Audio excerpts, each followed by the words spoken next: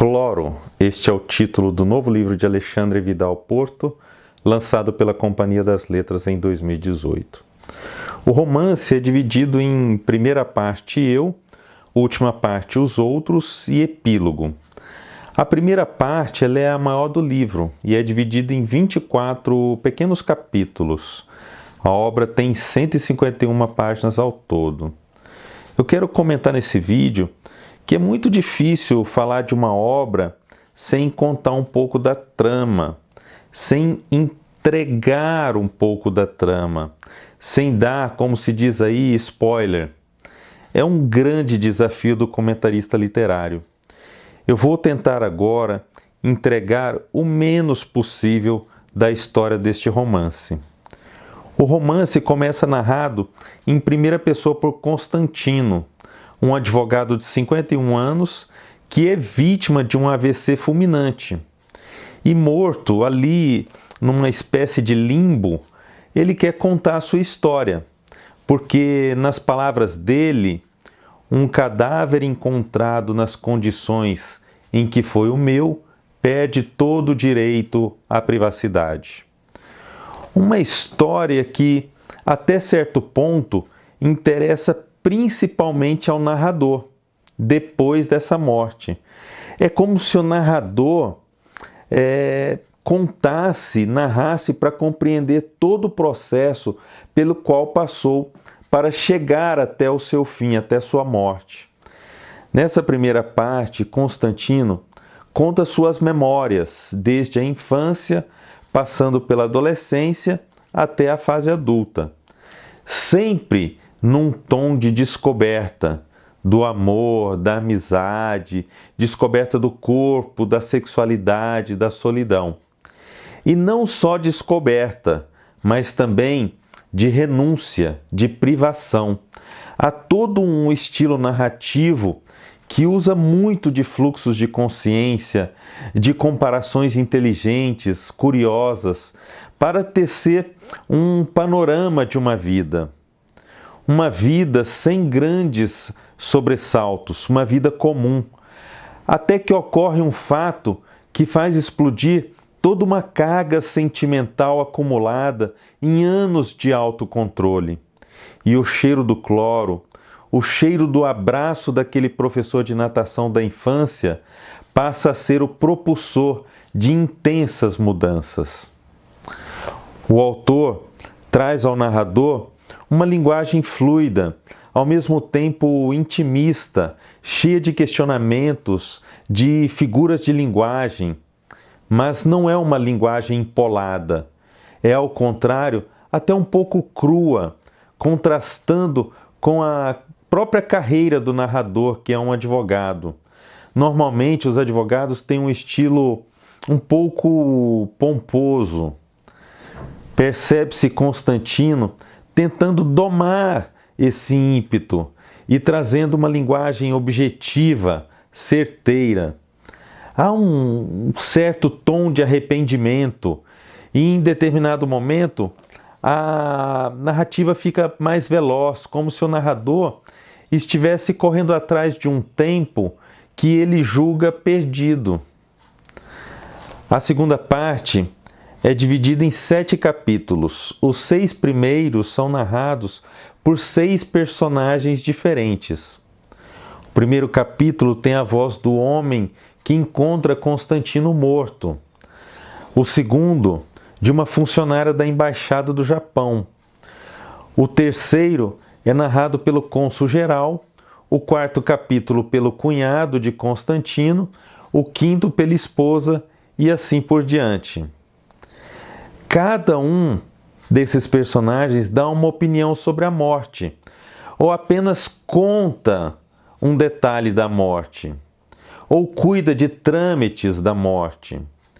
Claro que a carga emotiva maior vai para a parte da viúva. Nessa parte, percebe-se um esforço do autor para dar diferentes vozes a cada um, mas em vários momentos essas vozes acabam por se parecer entre si e se assemelham também à voz do narrador Constantino. Em alguns momentos, nós percebemos nuances de falas que exibem pequenas diferenças. A fala do cônsul em contraponto à fala do cunhado, da esposa e assim por diante. Silvio, o cunhado, quase chega a ter uma voz própria. É um ponto muito delicado do romance, é um ponto de extrema dificuldade e o autor tem um êxito relativo. Em determinada altura do livro, alguns acontecimentos são acrescentados, algumas reflexões são revistas, no ir e vir que é um reflexo da própria vida. Algumas circunstâncias também são desmentidas, como se todos ali tivessem os seus segredos, e esses segredos fizessem parte da identidade de cada um, e assim, apesar de tudo, devessem ser respeitados. Eu vou ler agora o início deste romance para que vocês tenham uma noção do tom dinâmico, sem floreios, da prosa de Alexandre Vidal Porto.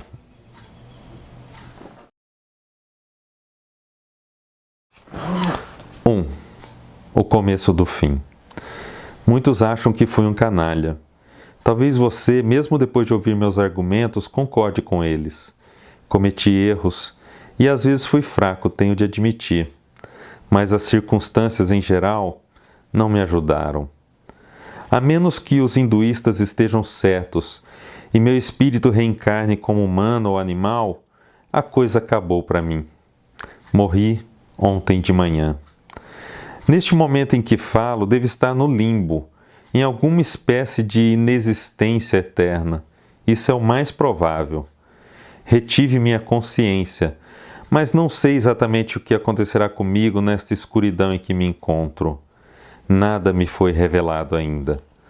Tudo parece parado e o único movimento que sinto é o dos meus próprios pensamentos. Dizem que a primeira impressão é a que fica, mas isso não me parece correto. Para quem vê você morrer, o último momento é o que vale. É como você se despede do mundo. É como você seguirá na memória de quem fica. Não haverá mais modulação possível. Imagine que você tem escolhido passar a vida vestindo terno azul marinho, porque é o que mais combina com a sua maneira de ser. Um dia, contudo, alguém lhe dá de presente uma roupa nova. Não é terno, nem azul marinho, mas mesmo assim você experimenta. É um traje mais informal, mais claro, para vestir ao ar livre à luz do sol. E você sai com aquela roupa nova sem entender ainda se gosta ou não do efeito dela em você. E aí, pá, você morre inesperadamente, vestido de algo que não era você. Acaba a vida fantasiado e pode ser até que tenham dificuldades para reconhecer o seu cadáver. Só me dou conta desse risco agora. Tem gente que passa a vida fugindo de uma coisa sem compreender que não existe fuga possível, que não adianta lutar, que não adianta querer ter controle. Foi o que aconteceu comigo. E antes que minha memória se apague, preciso entender como gastei minha vida. Quero me distanciar de mim mesmo e me analisar como se eu fosse outro, como nunca fiz. Mostrarei minhas fraquezas e avaliarei os meus limites. Terei de ser capaz de fazer minha defesa no caso de um possível juízo final. Meus 51 anos de vida passaram voando. Acho que todo mundo tem essa impressão quando pensa no que ficou para trás. Agora morto, isso está claro, mas parece sonho. Devo estar próximo de tomar conhecimento do sentido da vida, de descobrir se Deus existe, de saber se vou para o céu ou para o inferno, se vou reencarnar ou não, se tudo acaba aqui para sempre e não entendo por que estou tão calmo. Catherine Clifton sofreu um acidente de avião com o marido no interior do Egito. O marido morreu na hora. Ela sofreu ferimentos graves, mas sobreviveu. Foi socorrida por seu amante, Laszlo Almassi. O local do acidente era remoto e ele a abrigou em uma caverna no deserto, saiu em busca de ajuda médica. No povoado mais próximo tentou explicar a situação, mas não conseguiu.